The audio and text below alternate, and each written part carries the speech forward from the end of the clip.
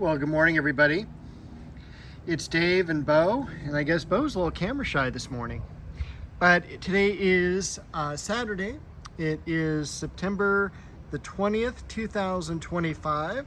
You can see we have a beautiful blue sky out there today. Very few clouds, which means hopefully the humidity is much lower. We had a very humid Florida-style week this past week. Temperatures in the mid to high 90s, and we even had some rain. So it was very much like Florida indeed.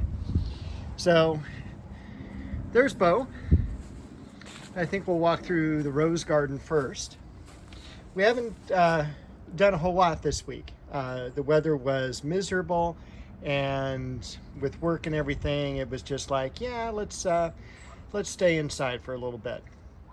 But I'm definitely looking forward to fall or autumn beginning on Monday the 22nd, and hopefully the weather will start getting more fall-like as well.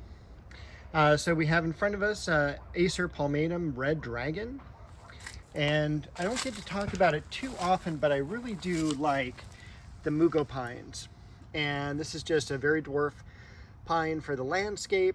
Only gets maybe a foot and a half tall and a couple feet wide. So it's a mounding type of pine. Some of them even have some yellow variegation to them as well. We did start cutting back some of the iris nata, and you can already see all the new growth that started here. We have also a chamaecyparis in the back and Bo to the left. Of course, there's a whole bunch of iris we haven't cut back yet, and we also need to reduce the footprint of this iris. I also have a couple friends I want to give some of this iris to because it was hybridized by a friend's father that we all knew. So I want to make sure they have some examples of this in their garden. The roses, not so much going yet for the fall, but I do see one of the beautiful Grand Duke flowers there as well. I talk about this in a lot of the videos, especially during the summertime. It's just one of my favorite jasmine scents. And I honestly cannot wait to get some cooler weather so I can spend some time here working in the garden and getting this all back up to snuff. The one tree that has not done as well with the heat, and you can definitely see some of the leaf damage here and such, is the cherry tree. So this has been in here for several years. I keep hoping next year will be the year it'll do really well, but it's still staying pretty compact. And anyway, maybe next year. Over here, we've got the catmint kind of hiding behind here that's been cut back several times, and Bo does her best as well to keep it in check with eating some of it and keeping it trimmed. We've got the gigantic Leonotis. Look at that. Already some of it over 6 feet in height, but we have some beautiful fall blooms there. And kind of a very unique color and a fall-like color for the garden. Beautiful rose garden party. So the neighbors are throwing a party. They're getting set up for that. Sweet Pea Shrub and olive bush. Back in the back here is Tournament of Roses. This is the first year also where I'd say Tournament of Roses hasn't done as great as it has in the past. And it's been here a long time. It's been here about 35 years. I think I planted it in 1988 when it came out as a All-American Rose Selection winner that year. In fact, I was actually working in Pasadena. So this is a rose we sold quite a lot of.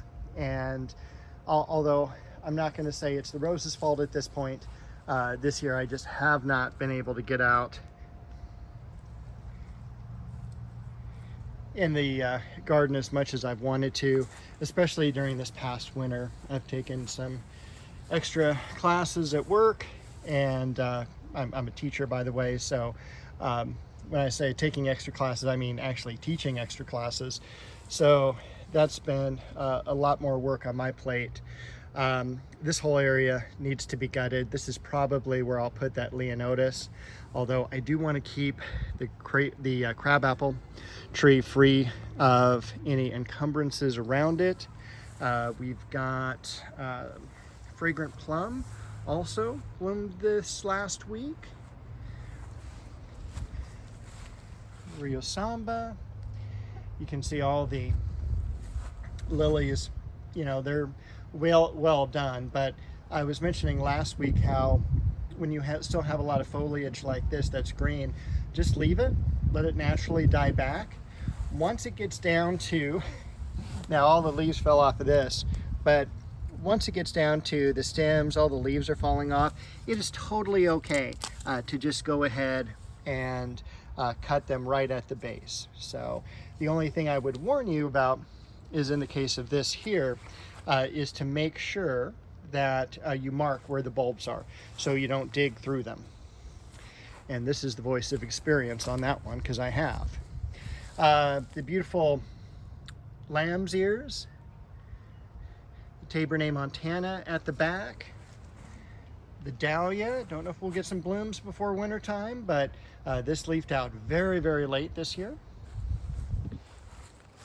Chocolate Cosmos.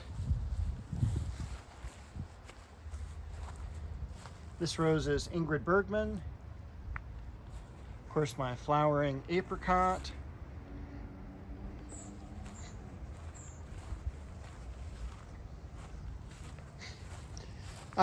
One thing you probably didn't see in this past week was when I went through and cleaned out this area here.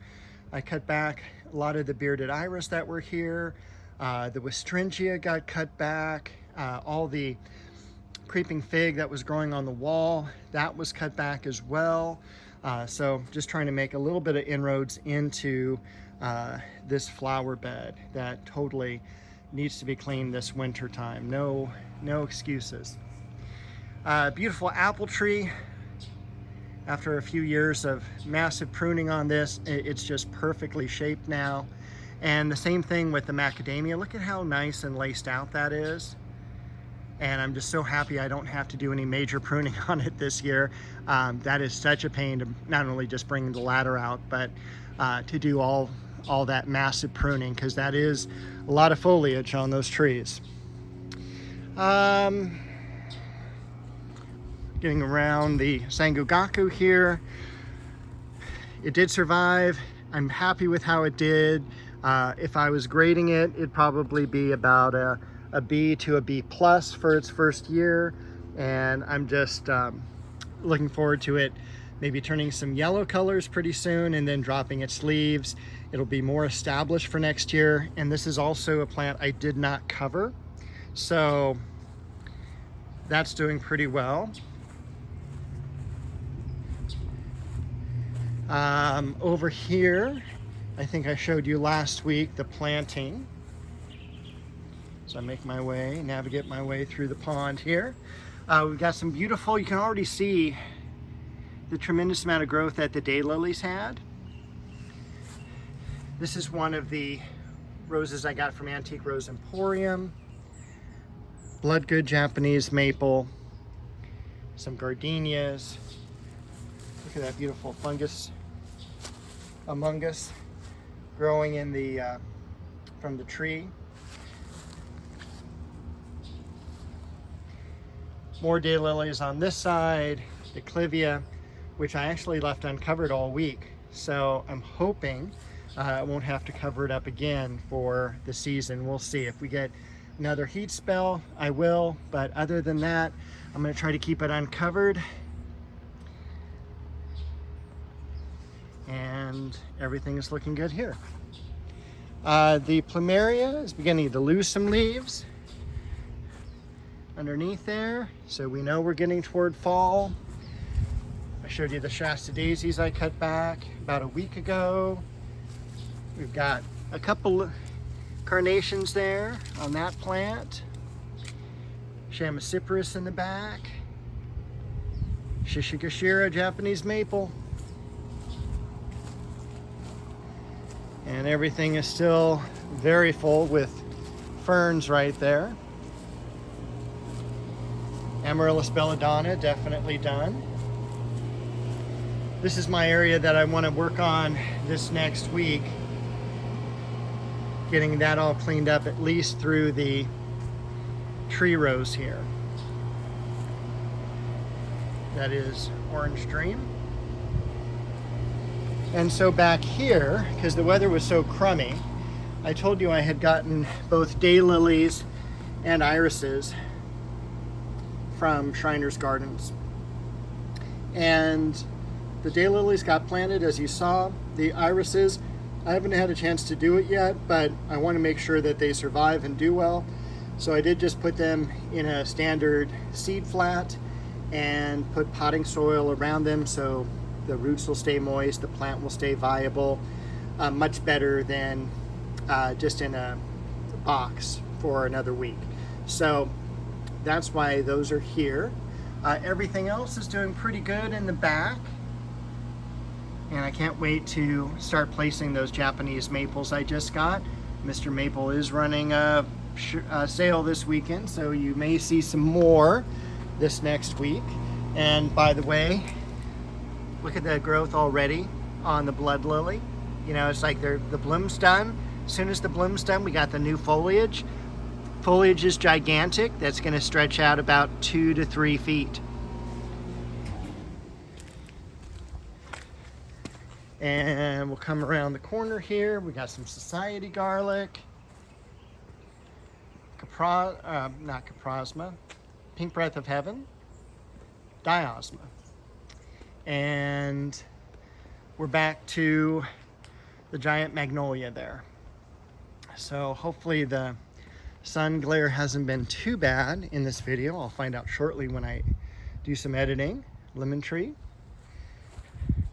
and genetic dwarf fruit trees. We're gonna head back, see if Bo's still around. She was cruising back here. Looks like she is. And so that's the tour of the backyard this week. Hopefully everyone has a very fine week, and we will see you, me and Bo will see you shortly with another video.